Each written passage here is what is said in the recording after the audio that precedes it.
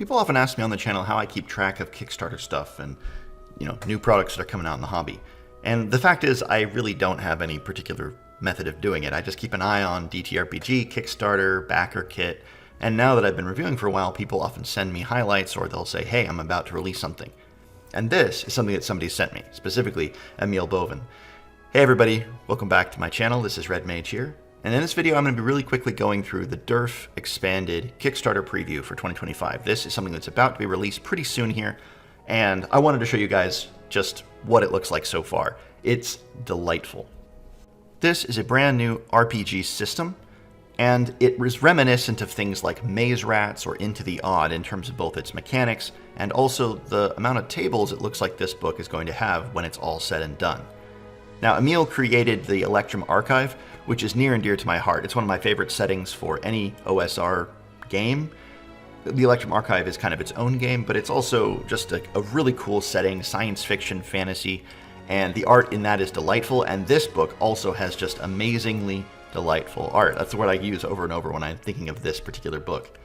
Now, this is just the Kickstarter preview, but even so, it's over 50 pages, and that's really impressive for a free PDF. You guys can go download and get the basic core system here and get all the basic ideas. So I'll put a link below to the Kickstarter page, and hopefully you guys will be able to follow this when it finally releases and then download this Kickstarter preview, and then you'll have it. And you can just use this game, and then of course if you're interested in the whole thing with the full bestiary and all the spells and all of the extra stuff, then you'll be able to get that. Core rules of the game are very simple. It's a 3-attribute system: strength, dex, and willpower. And then you have some sort of basically equipment-based class, and then you have some traits which do affect your character a little bit, and then it's a simple d20 system where you're trying to roll above a 16. So in that sense, it reminds me of something like Maze Rats, where most of the time you're not going to be rolling, and when you do, it's actually fairly hard. You're not going to succeed very often when you roll, unless it's in your area of expertise. Here are your traits. You're going to get one of these, and they're situational rather than descriptive of what kind of character you're playing. You might be a saint, in which case once a day you can bless a small amount of water to turn it into holy water, or you might be tiny, which means you get a buff on your dex roll when dodging a ranged attack. A buff is essentially advantage. Or you could be a locksmith, but you get the sense these are going to be little additions to your character. The majority of your character's abilities are going to come straight from their 3 attributes. It's going to be a range of 1 to 3, I think, at the very beginning of the game. And then your equipment. You do get some boons or banes depending on if you have a very high score of your attributes, you're going to get a bane. If you have a very low score amongst your attributes, you're going to get a boon. And that, again, reminds me of Into the Odd and games like that, where you roll your attributes and then you get more or less stuff depending on how high those attributes are. So the basic game is very, very simple. You're going to start off with some belongings based on whatever stat is the highest, and then you get some general belongings, which are very general. For example, they can include an oversized flamboyant hat, giant feather included, or knowledge of the secret handshake of a secret society. Very different general belongings. Really, really funny and whimsical. Now the overall, again, power level of the game seems quite low, and one of the notes when you're naming your character, Emiel writes, don't get too attached. So you're very clearly going to be dying. Your characters are going to be dying over and over. In that sense, it's more like Maze Rats, again, are these games where you're not making a high-powered character who's going to be doing all these crazy things. You're making an adventurer who's going to die pretty quick. Now, this particular combination of abilities, and I should say this particular combination of rules, seems quite nice. It seems very easy.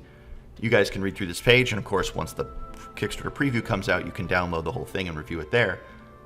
So it's not like this is doing something incredibly new, but it's an interesting combination of rules, and the packaging is so good, and I think, it's something that I would definitely want to try. The rules for melee combat, ranged combat, for critical hits and worn weapons, for how damage and armor works. Again, it's all very straightforward.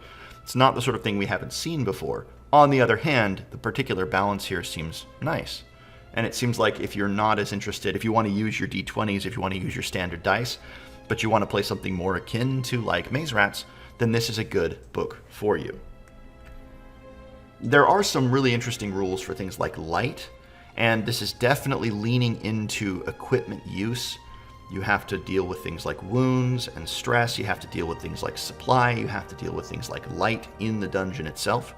And that's all interesting. So it's a bit more procedural than something like Maze Rats, which is, exceedingly rules-light. And it's even, I would say, maybe a bit more procedural than something like, Into the Odd or Mouse Ritter, which I'm more familiar with, which has a similar set of rules. It's more procedural than that. I really like it. Again, I'm a big fan of procedures in games, and this book definitely has some procedures. There's also a really interesting rule about funerals, which I like. If you can bring back the remains of your fellow PC who has died back to town, and you spend money on them, the party as a whole receives XP, which is 500 times the deceased PC's hit dice. That's really, really cool. That's the maximum you could receive, which means the higher level of a character dies, the bigger the funeral you throw, the more XP everybody else gets. That's a really cool rule, and it changes the focus from just, hey, we're all ruthless, knaves trying to get ahead, to create a bit more of a party dynamic and a bit more of a memory for the deceased. And that's something that I really, really like, and I think I'm going to steal this rule for my games, regardless of what we use, Shadow Dark or things like that. This reminds me of something that was released a few months ago, maybe even a year ago at this point, by Nashcraft, and it was a little supplement called, for Shadow Dark, called Crawler Wakes. And it was a way of doing downtime specifically about funerals for deceased party members, and I thought it was really cool. And this has a system built in for that. I like that. Cool equipment, very simple. You have this idea about supply and how it works, and supply is abstract, but there's a procedure for how to use it and how things are used up and how they're replenished and how much you can replenish based on the kind of location you go back to. If it's a town, a village, or a city, you're going to have different amounts of supply you can get. And that's actually kind of cool. It makes sense to then pick different places to return to. And again, light is one of those rules that I really, really like. We'll see it a little bit later. Some basic rules for weapons and armor. Some rules for spellcasting, and it's actually fairly robust for a very rules-light system. Spellbooks are magical tones containing up to 3 spells. When you want to cast a spell, you have to make a will roll. If you succeed, you cast it and gain stress. If you fail, you have to roll on the blunders table. And of course, there's a blunder table coming up in a minute here. How ritual casting works, how magic wands work, spell levels, and all of that. And the blunders, some of them are funny, some of them are dangerous, but they're all great. The sound of a kazoo, the caster explodes into giblets and confetti. They are dead. Or, caster goes along my beard. Or it starts raining sardines for d6 turns. The caster cannot lie and thinks out loud until they take a night's rest. So there's some really good, funny blunders. But again, you can see any system, granted it's only it's a 2d6 table, d6 table, and it's only on an 11 that you just die straight up. But, that's still a pretty high chance to die anytime you cast a spell. So you need to recognize that. This can be really, really deadly. The system can be ridiculous, and that's just the way of it. Now, how magic items work, how NPCs work, and then you get the adventuring rules. Here's what I meant earlier. So it's procedural. You have actions you can do, encounters, and light in the descriptions, but the light rules I like a lot. So I'm going to read through it because I think it's a really clever idea. Light is a precious commodity while exploring a dark dungeon. Light sources, like torches and lanterns, all come with a number of light dice. These dice determine both the brightness and burn duration of a light source. Each turn, PCs carrying a light source roll a number of d6s equal to the light dice. Each die with a result of 1 is removed, reducing the total amount of light dice. If a light source has no light dice left, it has burned out. Tallying up the total number of light dice a party carries determines the party's light level. Bright light dice equal to the number of PCs. The party acts first during each combat round, but they cannot surprise their enemies. Dim light, fewer light dice than PCs. Combat order is determined using a die roll. And darkness, no light dice. All attacks and action rolls made by the PC suffer a break, which is disadvantage as far as I can tell. And their enemies act first during each combat round. That's really, really clever, and it's a really cool idea. You can just have one light source, and it might happen to have 2 or 3 light dice attached to it if it's a really bright lantern or if it's a magic lantern or something like that. In which case only one person needs to carry a light source for the whole party to have that bright light. But at any time it could burn out, right? Maybe something goes wrong. It kind of builds in this idea of gusts of wind or of a faulty lantern or of a bad wick built right in. And so if all of the dice run out, a result is a 1, right? Boom, the lights go out. And there's an additional rule there. If all the light dice rolled by the party come up with a 1 simultaneously, an encounter occurs regardless of the GM's encounter roll. So it's real bad luck. If you happen to roll all those 1s, boom, you're going to be encountered, you're going to be attacked. That's a cool idea. I really, really like this, and I really like tying light level into initiative. That's a great idea. It reminds me of something like a Darkest Dungeon, where that's also the idea, right? The more light you have, the more likely you are to surprise the enemy, and the less light you have, the less likely you are to surprise them, the more likely they are to surprise you. And in this, it sort of changes it, right? If you have a high light source, you're going to act first, but you cannot surprise your enemies. That's cool, and I think that makes a lot of sense. Overall, the procedures in this book are quite good. They're simple. They're very, very simple. You're not dealing with huge tables or crazy amounts of subsystems, but it's sufficient, and it has a nice procedure that you can follow to make the game flow really, really well. Good rules for reactions, good rules for hazards, some good player and GM advice, and then some previews for the kinds of spells you're going to get, which are all over the place in terms of power and in terms of, effect. Level 1 spells are Color Spray, Bolt, Arcane Alarm, Animal Friendship, Slow, things that we've seen in other games. Level 2 spells obviously have a bit more power, and there's going to be some that I think go all the way up to higher levels in the full book, and it's, from what I can tell, they're going to get really, really wacky, which is pretty cool. The Bestiary preview is going to have at least 100 monsters plus 50 if a stretch goal is reached, and how to create your own or to convert. And you can see that the stat blocks are very, very simple. Number of hit dice, the skill level of the creature, what their attacks are, and any special effects there. You can put it on a little entry, which is a good thing. You really want short, punchy entries for monsters.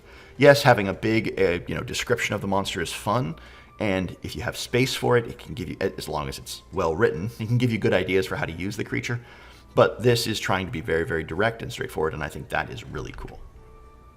Some previews for appendices like Alchemy and Diseases, and that's the end of the preview you get in this book. You see what's going to be in the final result, which is advice on creating dungeons and how to populate an overworld, advice on creating hex crawls, optional character classes, which is optional here. There's no character classes here. A hex generator, treasure hoard generators, warfare and construction, example traps, downtime activities, solo play rules, and more random tables. And that last one is the one I'm most excited about because I love random tables. So I think DURF Expanded looks really, really cool. Now there is a really important question, and that is, what does DURF mean and or stand for? And I can't tell you. I actually don't know. It's possible it's an acronym. It's possible it's not. I didn't see an explanation here. I didn't see an explanation on the Kickstarter preview page. So if somebody knows what it stands for, it's probably obvious. Maybe I missed it very clearly. I might be just foolish. Anyway, I don't know. That's an answer to that. But I'm really excited for this. I'm going to back it as soon as it comes out. DURF Expanded. Thank you so much to Emiel for sending me this over to me, to letting me know that it's coming out. I really wish you luck on this Kickstarter, and I hope everybody backs you on it because I think it's a really, really cool one. Again, I'll put a link below to the Launching Soon page on Kickstarter so you guys can click the link and be notified. And yeah, I've already done so myself, and I'm going to back this as soon as it comes out. Okay, guys, well, I hope this has been interesting to everybody, and I'll see you all in another video.